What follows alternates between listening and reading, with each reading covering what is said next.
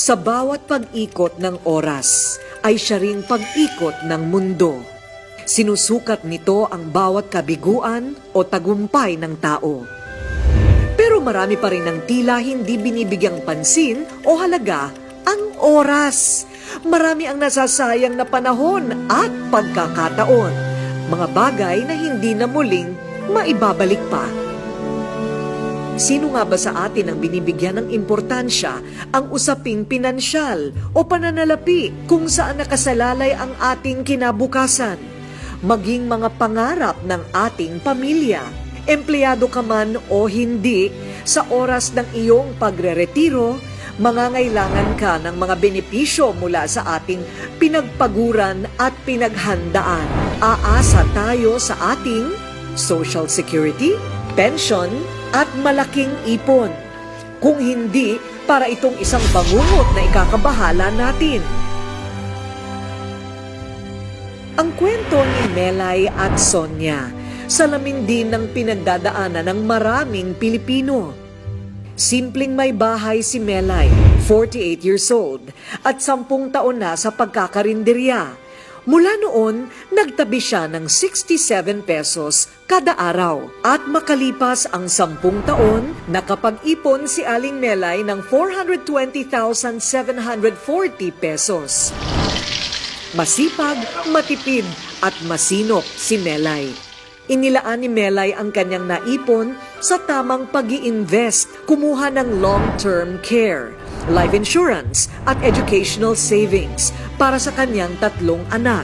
At nahikayat din bumili ng shares sa stocks at mutual funds. Ang 2,000 pesos na kada buwan sa mutual funds ni Melay ay lalago ng 11 million pesos pagkalipas ng 35 years. Para daw ito sa kinabukasan ng kanyang pamilya. Nakabili na rin siya ng pampasadang tricycle para sa kanyang mister.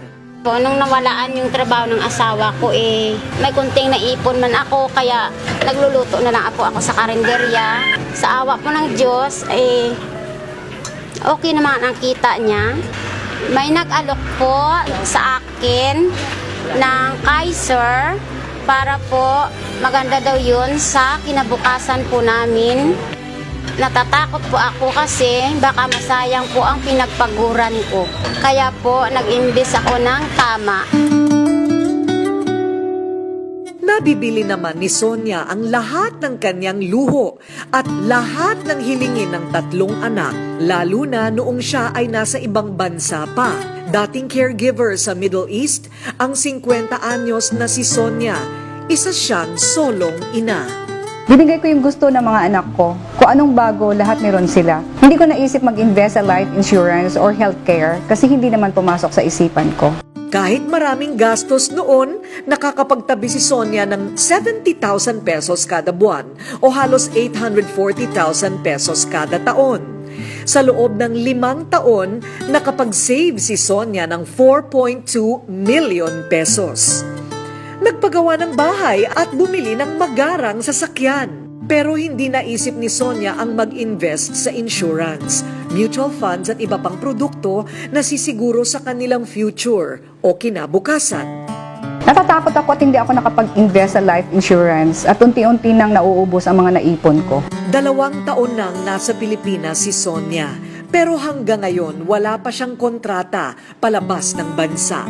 Unti-unti na rin nauubos ang savings niya sa bangko. Sa mga ganitong sitwasyon, kailangan natin ng mga taong magtuturo ng paraan na makaahon at magkaroon ng bagong pagkakataon. Gagabay sa mga desisyon, lalo na sa usaping pinansyal. Mapagkakatiwalaan at may integridad. Ang International Marketing Group o IMG ay eksperto sa usaping ito.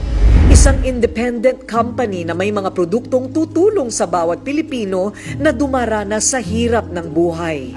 Pilipinong gustong makawala sa utang at maging financially secure. In terms of investment and savings, the most important ally would be time. So in investment, savings, the most important thing is time. Because a lot of small money eventually become big. But no matter how big the money is, if you don't have the time, it will never grow. If you let time pass by without saving money, then you will lose not only the money itself, but the future of what money can bring to you. The longer the time you need, the less money you need to invest to reach your financial goals. But the shorter the time you have, then the more money you need to invest to reach your financial goals. Nais ng IMG na ibahagi sa mga Pilipino ang mga estratehiya at mahahalagang hakbang para matutong makapag-ipon at iwanan ang pagwawaldas o pagsasayang ng oras sa mga pansamantala at panandaliang bagay. Tutulungan ka ng IMG na pagandahin ang takbo ng iyong pananalapi. Siguraduhing may sapat na proteksyon gaya ng pagkakaroon ng insurance, pagkakaroon ng emergency funds o savings na 3 buwan na income. I-manage ang mga utang at makakawala dito at magsimula na makapag-ipon ng pangmatagalan.